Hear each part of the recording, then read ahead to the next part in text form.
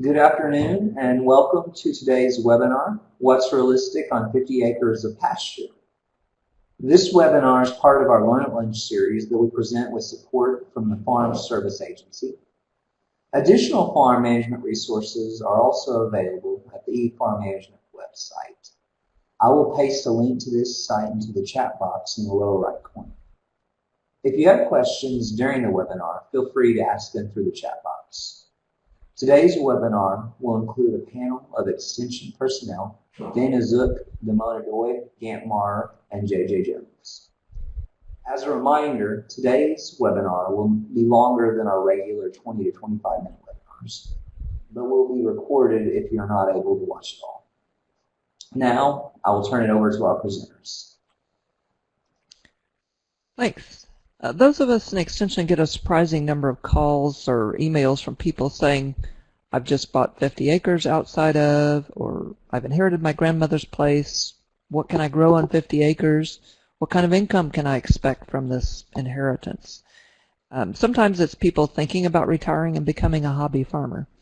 Regardless of the situation, what we'd like people to do is to go into this with realistic expectations, having considered a range of different factors. An earlier webinar focused on cropland, so today we're going to talk about pasture.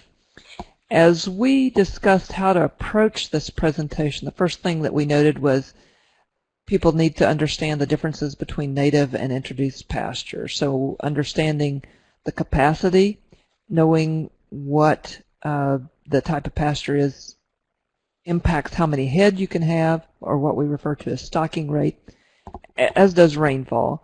And so understanding your soil profile, the type of introduced pasture, whether it's Bermuda, fescue, Old World, Bluestem, impacts how much you can expect to harvest from it.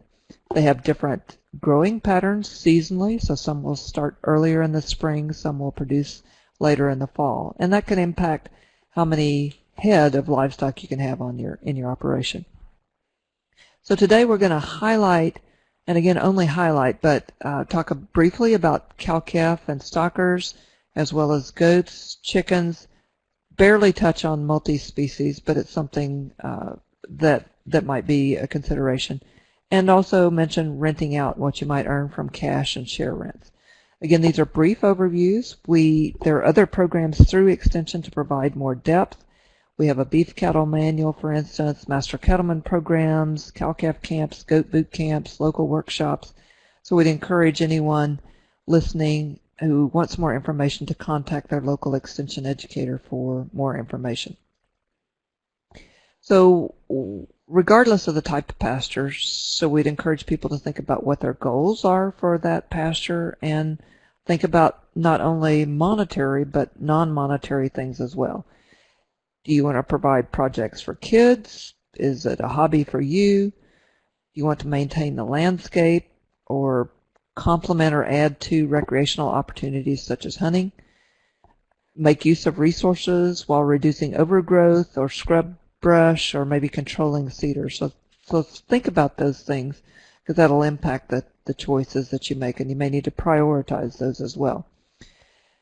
You may have to make some additional investment if you've either purchased or rented land, and livestock, they have different costs. So purebreds are going to cost more than commercial animals. Cattle are probably going to cost more than goats or sheep, and certainly more than chickens, unless you get a whole bunch of them. Water is really essential. If you don't have natural sources, you have to think about how it would be supplied. When it comes to facilities and equipment, different species have different animal requirements, and those will be mentioned in brief. Labor and management is also really important. How much of that do you have? How much time and energy do you or family members have for the project? Some livestock require more care and oversight than others. Will you have labor available at peak times, such as calving or kidding? Can you, or are you willing to hire help when and if you need it? Planning restrictions or constraints are probably minimal, unless you're planning a confined animal feeding unit on your 50 acres near a residential area. If you're growing organic, then there are rules and regulations that you need to be aware of and understand. You may also want to contact NRCS to see if there are conservation programs that might be of interest or that you might want to participate in. And certainly if you're renting the land, you'll want to know what constraints the landlord might have on it. And it could be allowing access, it could be allowing hunting, and so on. You also want to think carefully about the potential markets for your products or services. So if you're growing a commodity, so let's just say you're weaning calves in a cow-calf operation and selling them, then you have a variety of alternatives from local, regional, to state livestock marketing facilities. But if you're growing something more exotic, even if it's cow-calf, so you have miniature Herefords, for instance, then you may not be able to just take them to the local market to sell. So think carefully about where your potential markets are. Organic may command a higher price, but again, you may have to cultivate customers individually or through outlets such as farmers markets to reap the benefits of an investment in a different system of production. You may want to think about adding value to your livestock at your own place, and so there are a variety of programs that would help you do that. You also want to think carefully about the cost, not just the investment cost, but the production costs and returns, and we'll point you to some resources to assist in evaluating that, and to think about the risk associated with those potential costs and returns, and risk management strategies would be important as well. So with that, I'm going to turn it over to Gant to talk more about beef as a potential enterprise on your pasture. Well, thank you, Damona. So a couple things I think what we're going to focus on mainly is on the commercial cow-calf. That's probably what we would see most available, or maybe the most reasonable to get into if we have this small acreage. And again, those cow-calves, can we manage that cow and sell calves at whatever time they may be? In central Oklahoma, that's going to be about 1 cow to 10 acres. So again, that'll carry about 5 cows year round. And again, that's on native pasture. We could increase that a little bit if we have improved forages, but I always like to use that 1 cow per 10 acres in the central Oklahoma region as kind of the standard. Then you can make adjustments from there. We also have the stalker type program. So this is where we would buy probably stalkers in the summertime. We could run 5, 10, 15 calves all summer long. Simply put weight on those animals, and then sell them in the fall. We do a lot of this up in Osage area of Oklahoma. Again, high market risk with that. Could be some really high health risks if we don't have availability to pens and to start those calves properly.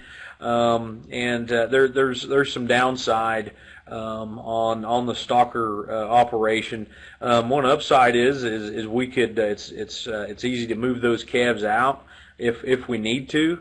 And get those out of there in case of a drought situation or some other reason, maybe labor. We can get those calves out and get them sold relatively quickly. Again, some may think about a purebred type situation where we're replacing or raising replacement bulls and heifers. Marketability on that, I typically recommend if we have a small herd. We probably don't have a genetic pool where we would like it to be as some of these larger, more established purebred operations. But that could be a possibility. Again, depending on facilities to AI, could be really expensive. Some really expensive genetics to get into that industry. Then of course, and Damona already mentioned it, but some show cattle. Maybe we're keeping some livestock projects around for some youth. Maybe we're raising some show cattle to sell. That's a real possibility. But we have to have an outlet to get rid of those show calves If we don't, if we just take them to our market, our local livestock market or a regional livestock market, those show calves are not going to be worth very much. So we really have to have a market for those show cattle if that's where we're the route that we want to go. Just some things to think about. If you do purchase some ground or get it and inherit some ground, the first thing that comes to mind is what type of shape is it in, what type of mainly cedar trees, what type of blackberries, what type of brush, and maybe that's a good reason not to use beef cattle. Maybe we'll switch to the goats. But what kind of shape is it in, and what type of equipment do we have? And that includes fencing. Again, JJ is going to talk more about specific fencing for goats. The beef fence isn't that hard, but again, that is a cost. We have pasture maintenance. We have to spray those pastures. We're probably going to purchase hay. I would think we're probably not going to cut very much of our own hay.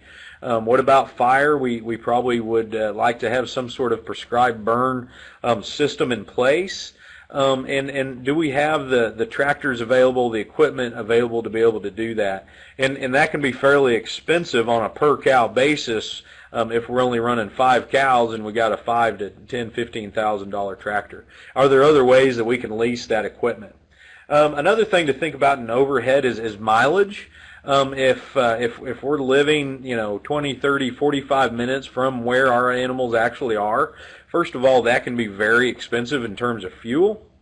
And are we actually giving the care to those animals without having someone local look at those animals while they're there? So that's something to think about. The mileage is extremely expensive, and your time is worth something for the travel as well. Again, a truck and a trailer, can we borrow one? That's not a great solution. Sometimes we need to get a cow to a veterinarian fairly quickly. You don't necessarily need a real in-depth set of working pens on a small ranch, but we do need some sort of containment system so we can at least get our calves or our cows onto a trailer so we can take to the veterinarian. The veterinarian can help us process those animals, not just in emergency situations, but for vaccination and maintenance as well. And again, we need to be able to gather those cows or those calves and market them in some way, or go to processing with them. And really, in terms of structure, if we have some trees and good windbreak, some shade, those cows will be all right. We don't need a lot of formal structures to let them get out of the weather. It'd be nice to have a lean-to or a loafing shed if at all possible. But again, it's not a terrible requirement, at least in our part of the world. Again, water. Damona mentioned it. But we all went through the drought. Most of our ponds went dry. A lot of our wells went dry. And rural water is not available to everyone in the state of Oklahoma. I know around Stillwater and up and on east and north especially, and probably where some of you guys are, water can be extremely hard and fairly expensive. We would look at probably anywhere from $2,500 to $7,000 to $10,000, depending on the depth of a well, to get it drilled, and sometimes that's a 50-50 chance. So water is very important. Facilities, again, what are our fences like? We need to really think about, and we don't talk about it very much in the beef industry, but human safety. Human safety, especially with small operators, oftentimes they're new to the industry or maybe retired age, and so safety is huge. Good working facilities, again, they don't have to be fancy or large, but they do need to be safe to get those calves out to the veterinarian or to sale or whatever it may be. So we have some options. Again, the use of an auction market would probably be what we do typically. Again, we really need to have short calving windows. We have to have really high quality cattle, not the show quality, but usually we can get into some really nice replacement heifers that are fairly affordable and get some nice quality calves in a uniform calf crop. is really what we need. The same size of calves is really what we need. There is some market volatility there. Again, replacements may be a way to sell some cattle to our neighbor. Again, do we have the information? Do we have some genetic tests on them? Are we able to do that? I question that a little bit. We can sell beef on the hoof. Again, this would be a half or a whole beef. This can be really lucrative. A good marketing system. It may not go as far as lucrative, but a good marketing system to sell a half or a whole beef. This is probably the most how we see the majority of our beef.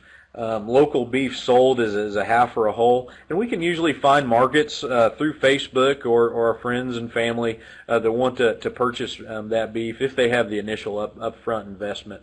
And again, if we want to sell products, I get a lot of questions of how do we sell individual beef products. To be able to do that at a farmer's market, I know they're not all licensed, but to be able to sell individual products, the hamburger, the roast, the steaks, we have to have the licenses from the Oklahoma Department of Ag. It has to be killed at an Oklahoma Department of Ag inspected plant. Okay, and sometimes we can develop those market, but oftentimes we have inventory issues. A lot of people want those steaks. A lot of people may want some roasts or whatever it may be, and we have a whole bunch of hamburger left over. Or whatever it may be. And do we have enough cattle to have a consistent inventory all year long? And then again, so that means we're spreading our calf crop out and spreading that breeding season out, which again kind of will hurt us if we go to a local auction market.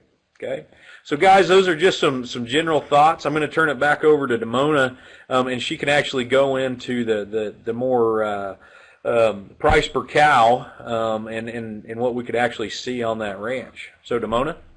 All right, thanks again.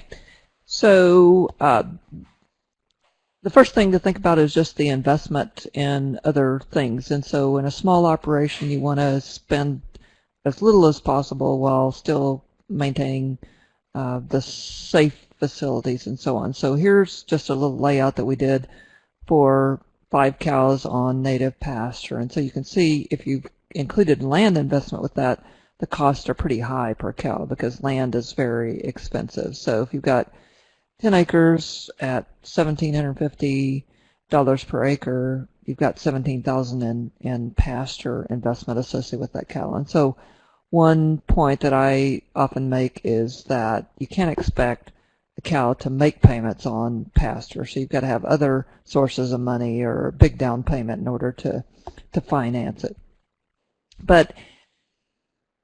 And again, if you're having any kind of machinery and equipment, it's going to add up really quickly on a few head of cows. And so in this instance, the budget that you'll see in a minute, we only charge 1% of the pickup, and still that used pickup, that adds up to $200 per cow.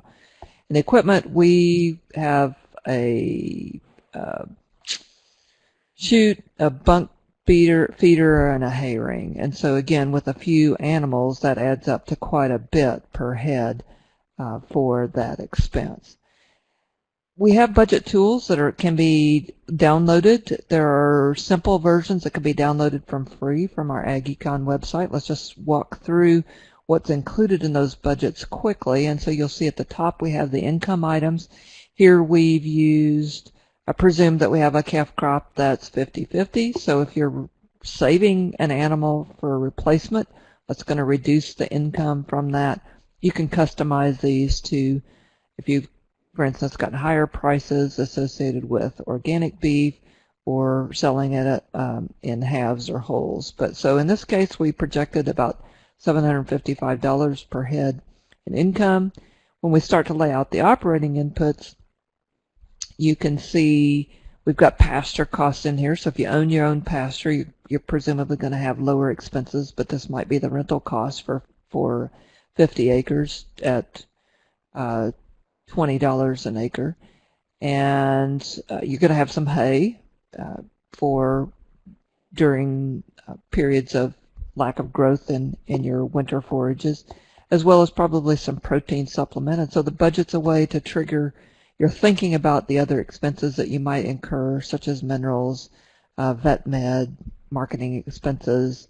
If you're providing your own labor, then you could again, reduce the cost associated with that. But if you're thinking about profitability of the enterprise, not just cash flow, then you may want to include a value of that so that you recapture some of the benefits of your contribution. So in this case, you can see that we have a positive return above total operating costs. That's a good thing. We'd like to have that.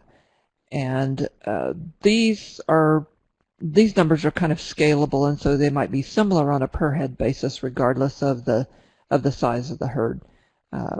The exception or the difference oftentimes is in the fixed cost section. So again, if you're investing in a chute, a bunk feeder, a hay ring, that might be sufficient for 50 cows, not just 5 cows, and so you'd spread the value of that over fewer head. And so in this instance, you can see that our fixed costs have added up. We've also got depreciation, interest, taxes, and insurance associated with the purchased females that show up here, and so we've got fairly significant fixed costs that lead to an expectation of an unprofitable enterprise.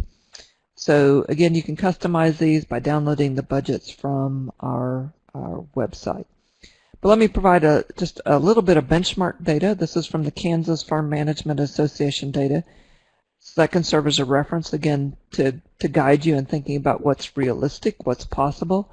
And so you can see feed expenses at the bottom in the blue are significant, and particularly combined with pasture, meeting the cow's nutritional costs are 40% or more of the expenses. You can see the bars represent different profitability groups. So the bar at the left is the high 1/3 of profitable producers within the database. The mid-third is the second highest profitability group. And you can see the costs of production are not terribly different between those. But in the low profitability group, we have higher expenses kind of across the board. And so this emphasizes the need to control cost. So that's something that I always emphasize with producers, is to do as good a job as you can in controlling the costs. So marketing is important, production is important, but cost control is really, really critical. JJ. All right. So thanks, Simona. For my first slide, I get to talk about the goat side of it, and one question that always kind of comes up is, well, how many goats can I run on my place? And the rule of thumb is somewhere between 5 or 6 goats equals 1 cow. So in Gant's example, you can run 5 cows. So you can run roughly somewhere between 25 and 30 goats on that same pasture.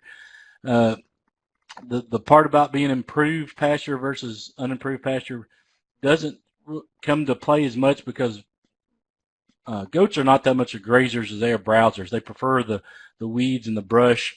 And so if you have a real pretty 50 acres of Bermuda grass, you're going to have to teach those goats to eat the grass, and that's not what they're going to want to do to start off with, but it, still can be done. It just sometimes a little struggle at first.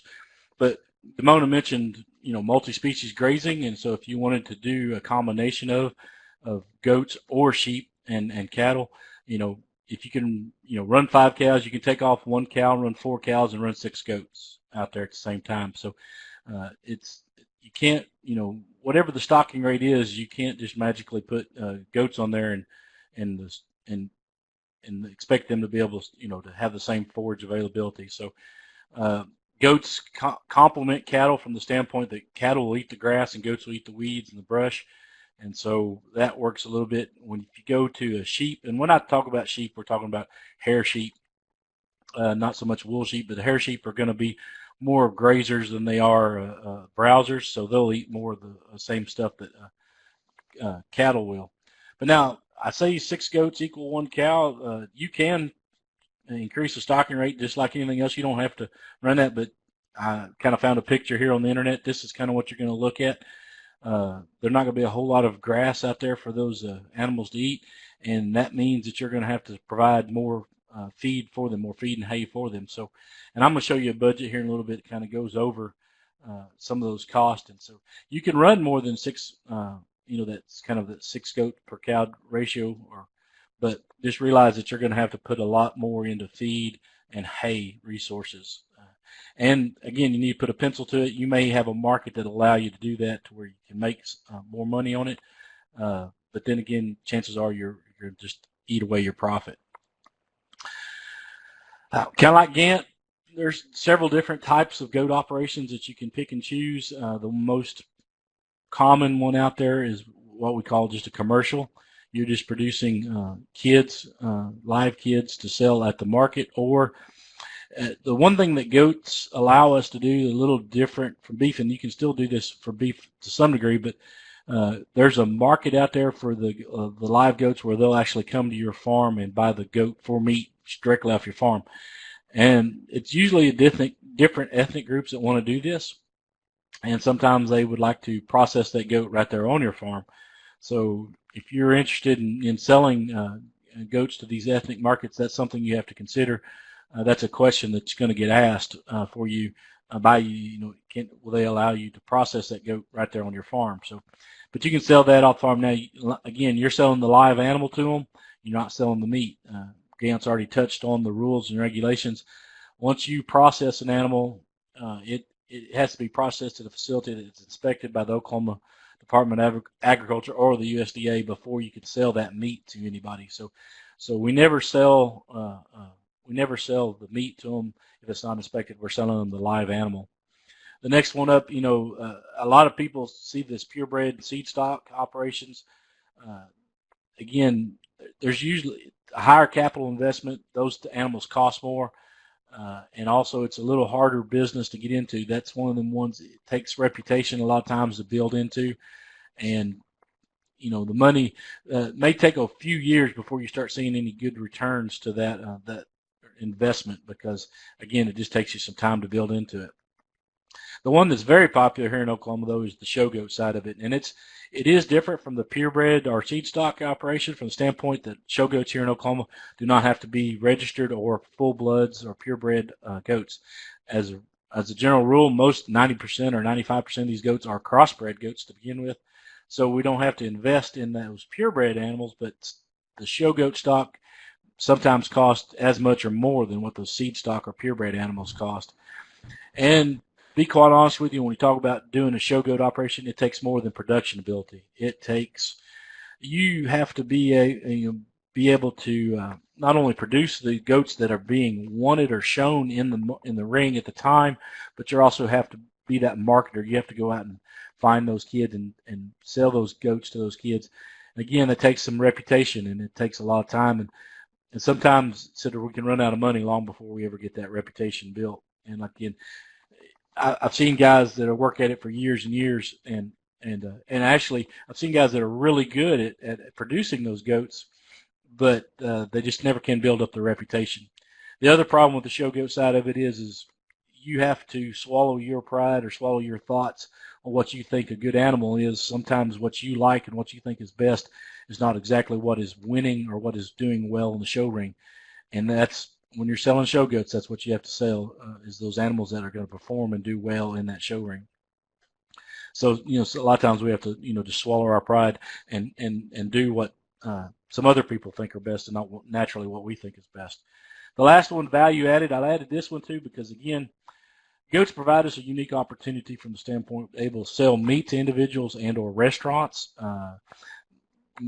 Goat meat is low in fat, highly nutritious, and again, takes more than just a producer in this standpoint. You got to be a marketer, and you got to develop these markets, develop those relationships with these folks, and it's going to take a lot of time and effort on your part, more than just the production side of it, which is going to take more time than what the cattle are going to take. So, it's something that it's not everybody's ball of wax. A lot of people love to do the production side of it, but when it comes to selling their animals and being that person to go out there and be that marketer, they just don't like it. And it's one of those things that takes kind of a special person to get into that type of operation. When we talk about initial financial requirements, of course, we've got the land. Unfortunately, when we talk about fencing, it takes more than just an average fence to keep goats in. Goats are very stubborn animals from the standpoint, just because there's plenty of green grass on their side of the fence, if they can find a hole in one and get to the other side, they're going to go. And so we have to build a fence that will keep them in. So it takes more than just a 5-strand barbed wire fence like we're used to cattle. Looking up on material costs, you're looking at anywhere from $1.50 to $2 a foot to build these woven wire field fences. And you can get more expensive than that. There's some high tensile fence out there that probably cost a little more than $2 a foot. And so when you're looking at fencing in 50 acres, you're looking at around $10,000. So if you've got that 5-strand barbed wire fence, it's not going to cost you the $10,000. You're going to have to do some type of fencing, add more strands of barbed wire, but then again, be ready and be prepared for those goats to find the holes and the weak points in that fence, because they will find them and eventually get out. We talk about buying the breeding animals themselves. Quite a bit less expensive when we talk about cattle. We can find good does, which are the females, for anywhere from $200 to $300. And I know there's places out there probably can find them cheaper than that, maybe under $200. But got to be careful what you're buying when you get a little, under that $200 price. Those usually are other people's culls or just market animals going to market. So. And then we talk about the bucks, the males. Again, anywhere between $300 and $500 to buy one of those.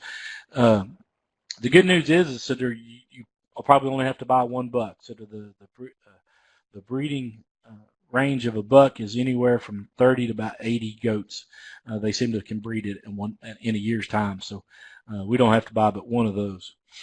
Unlike cattle, Gant mentioned the cattle. If we just get windbreak and some shade, we're fine. Goats are not that way. They can stand the wind and cold pretty good, but when it starts to rain, they hate to get wet, and they're going to want some shelter to get in and out of the rain.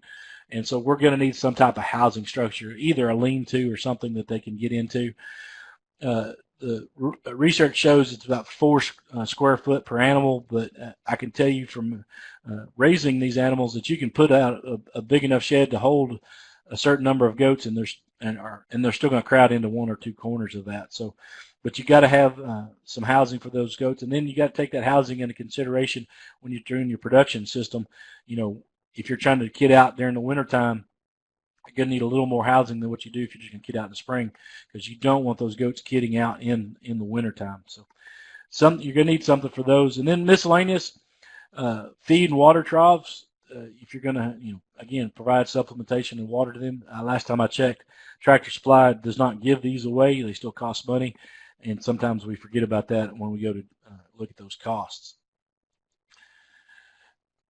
I've kind of put this next slide together, goals to be successful. If you're going to start a goat or even a hair sheep operation, things you need to, goals you need to be successful.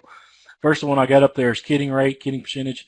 You have goats, have the ability to have, twins and triplets. You have to be able to sell about 160% of the number of females that you have. So if you're raising 30 females, you're roughly going to need about 160% sell. So you're going to need 45 to 50 kids to be profitable. You drop below that 160%. Gets real dicey whether you can even break even and make some money. And of course, the one thing to control the kidding percentage and stuff is death loss. And one thing I tell producers when we talk about goat productions is the hardest thing to learn is goats die, and you'll never figure out why. We can make educated guesses, but sometimes they'll be healthy one day and dead the next. And so, but we got to keep that death loss at a minimum, and under 15%. More would be better if we keep it around 5 to 10%. And I know 15% when you talk to about cattle, that seems really, really high, but for goats, it's not very hard to get up to that 15%, especially when you're talking about small numbers such as 30 head or so. And then the biggest thing any goat producer is going to face is parasite control. The barber pole worm is our number one nemesis in this type of operation. And again, if you're going to overcrowd those goats and put more than the stocking rate allows, this is going to be even a bigger problem. It's a problem that can be controlled and can be managed, but it takes some time and it takes some effort, and it doesn't take very long for a parasite problem to become a disaster. And again, jump that death loss up there to 20-25%, and then you have really nothing to sell. So those are goals that you need to look at when trying to keep to be successful in a goat operation. Like the Mona, OSU, we have this a goat budget as well, and I'll go ahead and pull this off.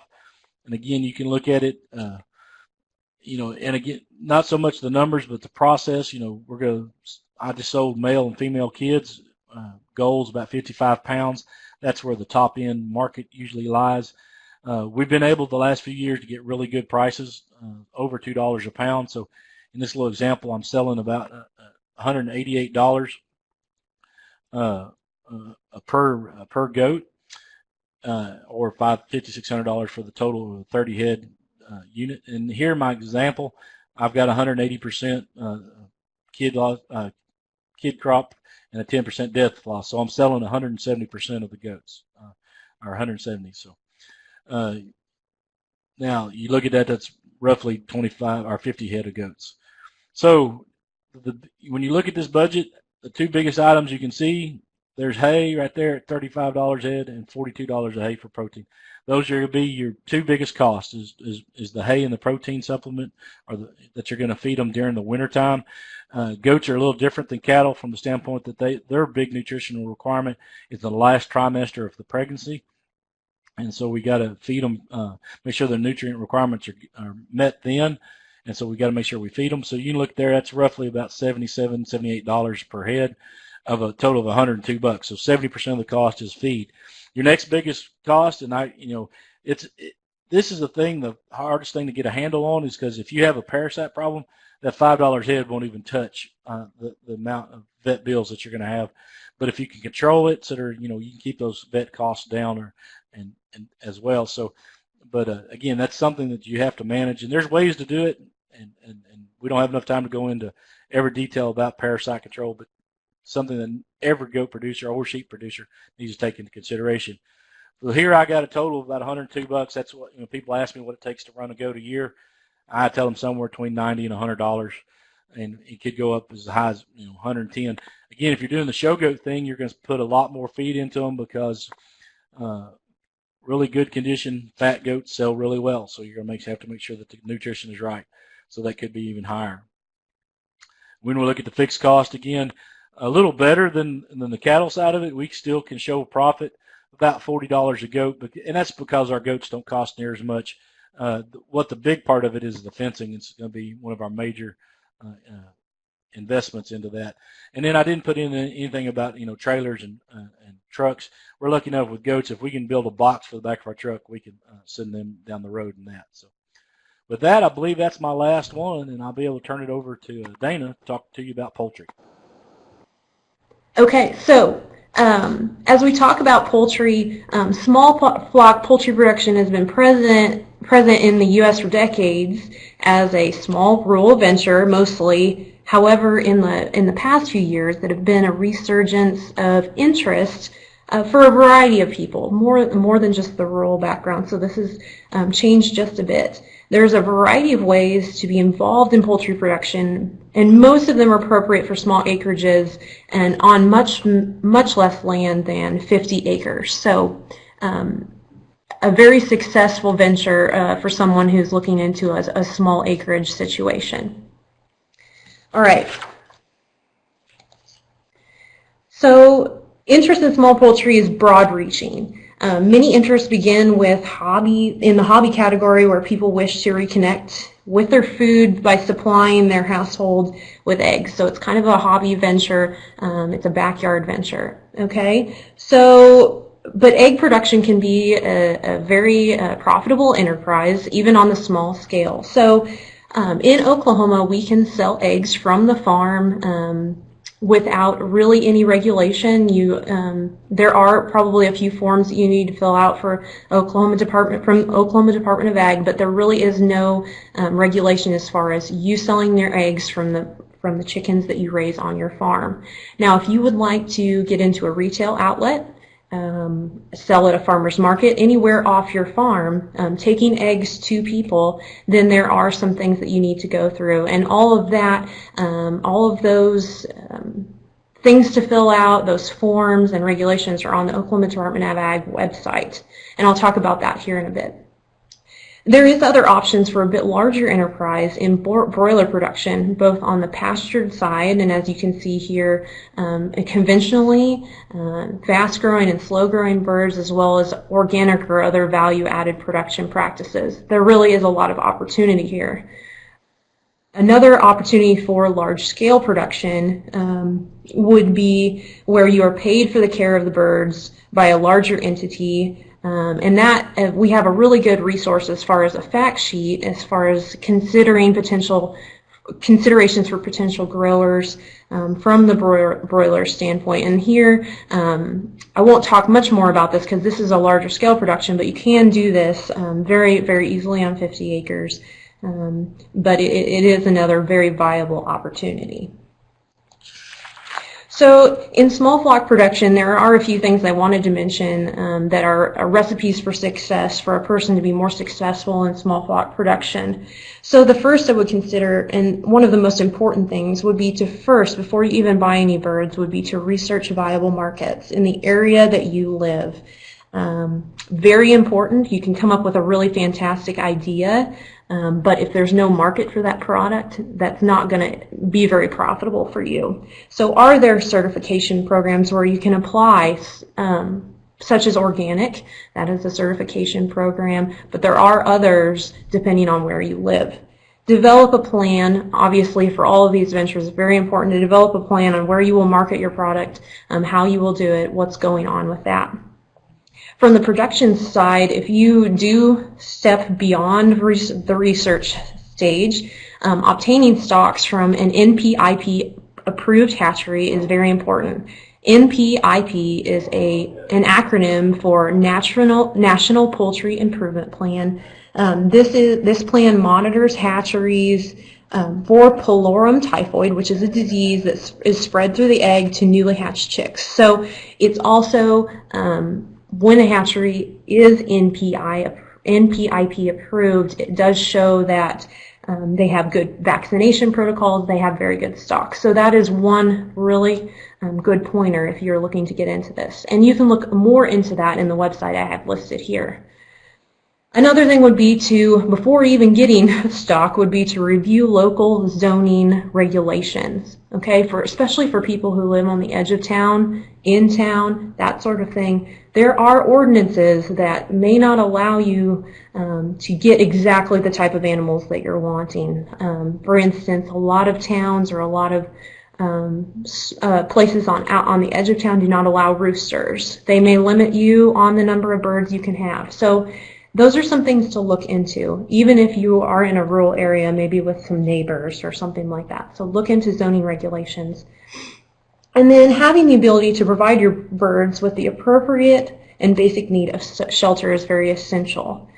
You have to be able to provide this for them. As JJ said, goats need protection. Birds do as well, no matter if you're doing a pasture situation or you're a backyard egg producer. You do need some protection from weather as well as predators. And predators may not just be raccoons and possums. You have to remember the neighborhood dog, the friendly cat down the street or down the road. Those are predators as well, and so you need to protect your birds. And then obviously providing nutrition specific to the stage of production and the end product. So if you are wanting to produce eggs, you want to provide a nutrition that's appropriate for egg production. Broilers will take a different ration. And so that's something to really look into, especially the availability of those feed products. So here's some general poultry requirements. I won't go specifically through all of this, but it gives some requirements for housing, labor, which are obvious, but then space for birds that are producing eggs versus broiler production. Whether you're raising small breeds or large breeds, that will vary. And then the feed at the bottom just gives you an idea as far as budgeting. How much feed will you need per month in a roundabout way? It really gives a good idea of what's required. Here is a budget I obtained from the NCAT Pasture Poultry Budget. NCAT is a National Center for Appropriate Technology. Here at Oklahoma State, we don't have a pasture poultry budget, but this is something that we found that is a very viable budget, and so I have used this, and so feel that it's very good. It is from 2010. However, I feel that the costs on here are very realistic, and I'll talk a little bit about those. So as you can see here, we are looking at fast growth, organic, and slow growth broilers. Okay, so this is pastured broilers, and so these prices per pound for each of these probably have gone up and will vary depending on the area that you're at. Okay, so organic poultry, from what I've seen, you will get a little bit more for that in the grocery store. Something to keep in mind. Okay. The 999 birds that they are selling on this budget is very realistic to Oklahoma, where custom exempt poultry slaughter is limited to less than 1,000 birds. If you're wishing to go above that amount, there are different levels. They just increase in the regulations that you need to comply to. And then if we look at the fixed costs, all of those are very realistic from what I have seen. All the way from the brooder house down to the brooder and dolly to move the pens, very realistic of what you would be looking at. However, depending on the certification that you're looking to get into, here shows organic certification is necessary, $500 to certify to be organic. Depending on what market you're wanting to get into, may be different. So this slide shows the variable costs. And these are the prices that likely have changed since this was made. So the big ticket items that will probably have increased in price would be your initial cost of chicks, feed cost, no matter what your livestock you're dealing with, will be your highest cost. And then marketing likely will be another cost that will have increased. And so those net income per bird will vary as far as those large ticket items. And then a really good explanation of this budget and what goes into this type of budget as well as others can be found at the website I have listed below. So for more information, obviously this was a very fast, brief presentation, but for more information on the poultry side, the best place to find really good refereed factual information would be extension.org/poultry. I have found this to be a very great source of information that's not just opinion-based, okay? There are YouTube videos focused on poultry production and Oklahoma slaughter and egg regulations at the Ag Econ website under eFarm Management. There is a summary of those Oklahoma slaughter and egg regulations. May be interesting for you to look into if you're interested in that. And then the NCAT website with the budget info. I have listed that on here as well. And with that, that's all I have as far as the poultry goes. So again, a reminder that if you have questions as we go along, you can type them into the chat and we'll answer them when the presentations are finished. So if you simply want to generate income from land you've inherited and don't want to have livestock yourself, another option is to rent it out. And so cash rent is one option that provides an opportunity for some steady income. If you've got 50 acres, it's not going to be a huge amount of income. You can see rental rates vary from on the order of $5 an acre to more than $30 per acre. So your 50 acres at $10 an acre generate $500 of income a year. If you get $30 an acre, you get $1,500. So if you're interested in specific information at the county level, NASS does annual surveys. The report is listed there. OSU also cooperates with NASS in a biennial survey, and those publications are available on the facts.okstate.edu website. And with the OSU publication, you'll get some insights into the difference in values for different types of pasture. So the cash rent that you can expect from your land is going to depend not only on the type of forage, but also the rainfall in your region, because that impacts, again, the carrying capacity for your for your livestock. But it's also going to depend on the condition of fences and the condition of the pasture generally. So we would encourage you to consider a written agreement for any kind of lease arrangement that you go into, because that helps ensure understanding by both parties as to the expectations in terms of the condition of the land at the end of the lease, how the lease may be terminated, and so on. There are downloadable, fillable forms at aglease101.org, the website. I've got that listed on the next slide, so that provides a great resource if you're considering doing this. You could also cash rent using a pound of gain basis. That shares the risk a bit differently in terms of, so you wouldn't be assured of a fixed cash payment, but would have some variability in cash income. Along that scale, then, in terms of risk sharing, you could also choose to share rent your pasture for a livestock share agreement. Now, livestock share agreements are less common than crop shares, and again, you have the same kinds of decisions to be made in a livestock share as you would in a crop share in terms of what costs are to be included. Is it the cost of the cattle, the feed, the water, equipment? How are you going to value those different contributions? Not only the differences potentially in terms of the quality of cattle, but also labor and management that's being provided, pasture, and so on. So everything's negotiable. There's no one size fits all. You've also got to think about the risk that you may be taking with a livestock share agreement in terms of potential death losses. What happens in the event of drought? What if there's theft, disease, wild dogs get into them? So again, more risk-taking with a share rent agreement, but an opportunity to be a little more involved, but not have to buy cattle. As with the cash rental agreements, there are resources on aglease101.org that I would encourage you to take a look at, downloadable forms, spreadsheet as well to facilitate the valuation of the different contributions of the parties in the lease agreement.